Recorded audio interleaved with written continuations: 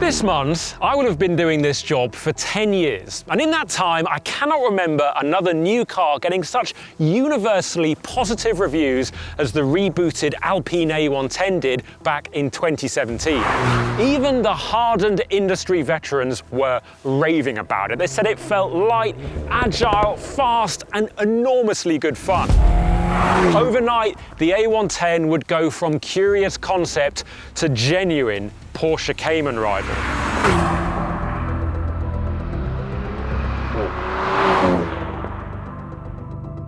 And it stayed that way throughout various new versions and special editions. There was the Premier Edition, the Colour Edition, a police version, even a Fernando Alonso R-Spec car. But the main spin-offs were the S, the track-focused R, and the £276,000 R Ultime Runout. But as production is set to end in mid-2026, it feels fitting that we use the back-to-basics A110 for a final send-off. Because, after all, this was the car that announced Alpine's comeback almost a decade ago. For starters, just look at it. The design is clearly a continuation of the 1963 original, but it still looks clean and fresh and perfectly proportioned.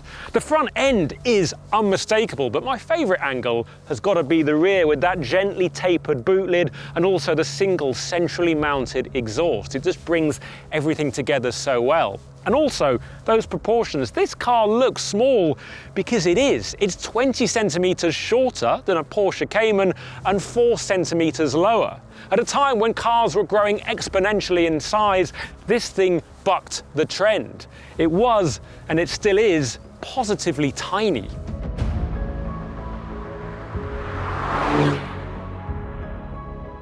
Okay, so that means there's very little cabin storage and it is a strict two-seater. There's also plenty of Renault Group parts not unique to Alpine in there, but overall it works with the philosophy of keeping things simple. And at the end of the day, there's still enough room for 2 6-footers and just about enough space for a road trip with small boots at the front and rear. Problem is, carrying a passenger in this car, or even taking luggage on a road trip, does sort of get in the way of what I think is the best bit about the A110, and it's the weight, or rather, the total lack of it.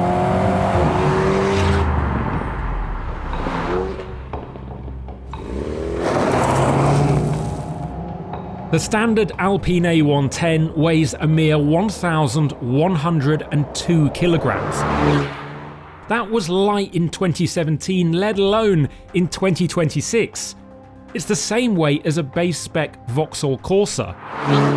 It's over a quarter of a ton lighter than a Porsche Cayman. Why is it so light? Well, Alpine's engineers knew that they weren't going to get a bespoke engine for this car. It was going to be a 1.8 litre 4-cylinder turbocharged petrol from the group. So to make sure that it still felt like a sports car, they did everything they could to keep the weight down.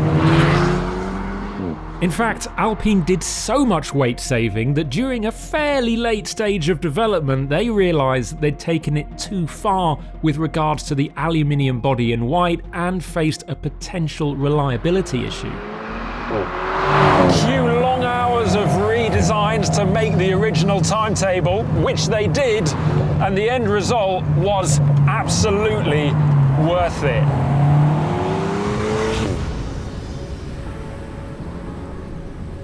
The little A110 skips from corner to corner like Bambi on wheels, its suspension flowing and breathing from apex to apex. Britain's broken roads are, for once, outgunned by the deftness of the A110. Tormented by years of neglect and 2.5-ton SUVs battering the fragile asphalt, the resulting rocky patina of the average British B-road is enough to strike fear into the hearts of most sports car owners. But today, I'm not worried. partly because it's not my car, but also because the A110 is so light that it doesn't need to be super stiff, and it just glides over the bumps as a result. Once the initial frenzy around the car died down, there were some that said the A110 was maybe a little too soft and the body control suffered because of this.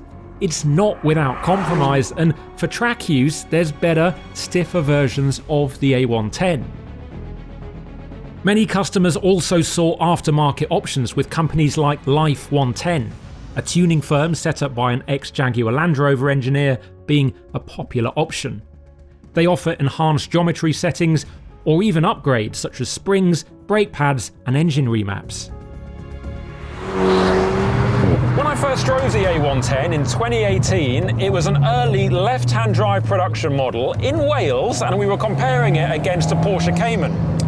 We actually got stopped by the police on that shoot, but that's a completely different story. What I wanted to talk about is the gearbox, because then I'm not sure what was going on. It must have been an earlier software version because the changes were laggy, it wasn't particularly responsive, I wasn't massively impressed, but now it's a really good gearbox.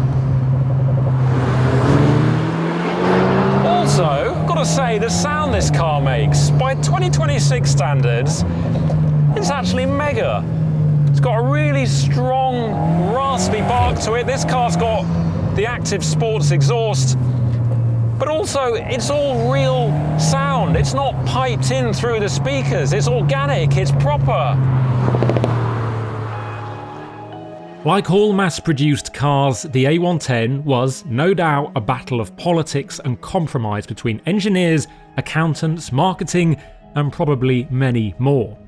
It's the reason that companies like Life 110 can come along and improve an already brilliant car with its own set of aftermarket tweaks. But while it may not be perfect, the A110 was and is one of the defining performance cars of the 21st century. Among the last to prioritise a genuine lightweight everyday package, it's as unique as it is wonderful to drive, and it's hard to see how it will ever be replaced. Replaced it will be though. There's going to be a, you've guessed it, all-electric successor to the A110 coming soon. And given that I've just said that the best bit about this car is how little it weighs, Alpine has got a monumental task on its hands to make something as amazing as this car still is.